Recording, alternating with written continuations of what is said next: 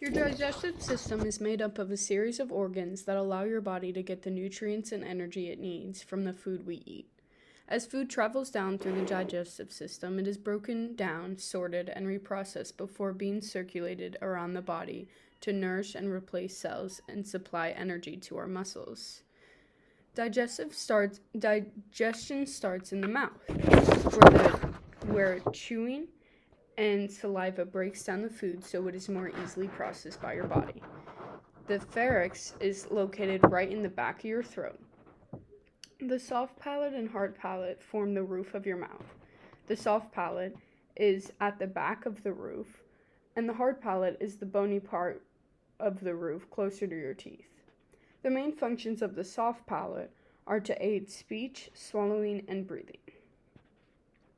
The esophagus, which is seen right here and right here, is a muscular tube that connects the throat to the stomach. The esophagus contracts as it moves food into the stomach. A valve, called the cardioesophageal sphincter, is located just before the opening of the stomach.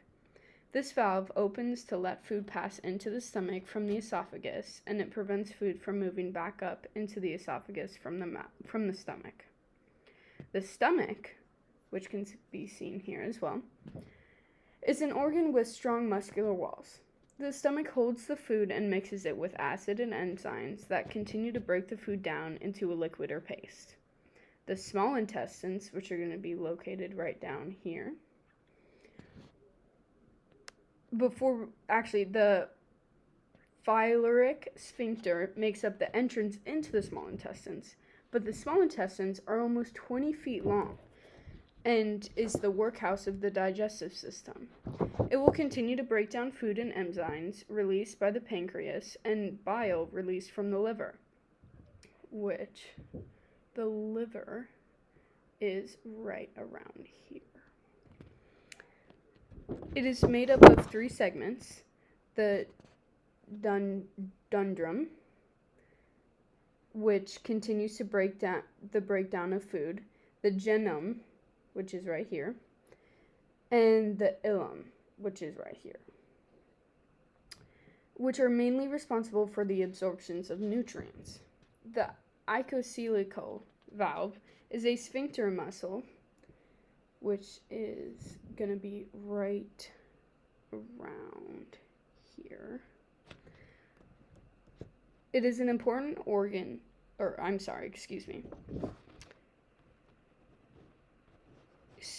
situated at the junctions of the ileum and the colon.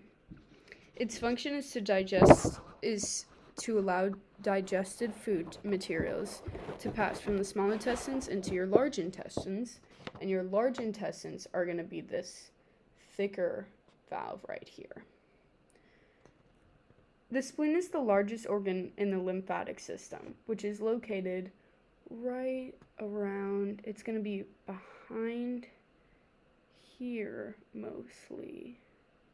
This is going to be your pancreas, but your spleen is usually right by your stomach. But it is the largest organ in the lymphatic system. It is an important organ for keeping bodily fluids balanced, but it is possible to live without one. The spleen acts as a blood filter. It controls the amount of red blood cells and blood storage in the body and helps fight infection.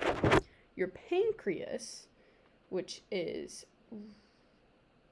right here, this little green guy. Your pancreas is located behind your stomach and is attached to both your gallbladder and your small intestines.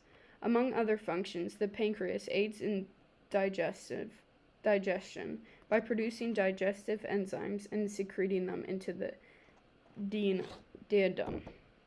Oh boy.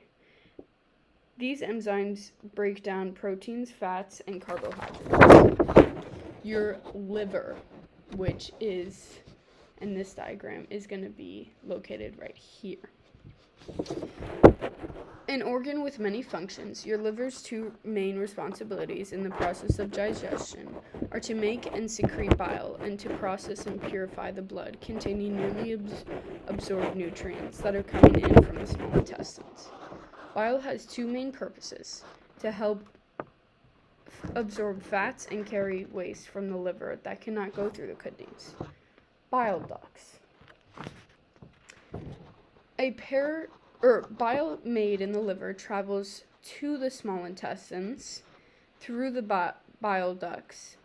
If the bile isn't needed immediately, it is stored in the gallbladder, which is going to be right behind the liver. We can't unfortunately see it here, but it's going to be right behind that. The gallbladder, a pear-shaped reservoir located just under the liver that receives and stores bile made from the liver. The gallbladder sends this stored bile into the small intestines to aid in digestion of food. The colon, or large intestines, which is going to be this. The cecum or caecum is a pouch within the peritoneum that is considered to be the beginning of the large intestines. The large intestines, a 5 to 7 foot long muscular tube that connects the small intestines to the rectum and is responsible for processing waste so that defecation is easy and convenient. It is made up of ascending of the right colon and the across the colon and the left colon and the sigmoid colon, which is connected to the rectum. Unfortunately, the appendix is in here. I could not find a diagram well enough that would point out the appendix, but normally on a human body it would be lower left side of your abdomen. The rectum, which is going to be located right around here, this little tube. 8-inch chamber that connects the colon to the anus. The rectum receives stool from the colon, sends signals to the brain if there is stool needed to be evacuated, and holds stool until evacuation can happen. Your anus, the last part of the digestive tract, consists of pelvic floor muscles and 2 anal sphincters, internal and external. Together, their jobs are to detect rectal contents, whether they are liquid, gas, or solid, and then control the stool should and shouldn't be excreted from your body. Thank you.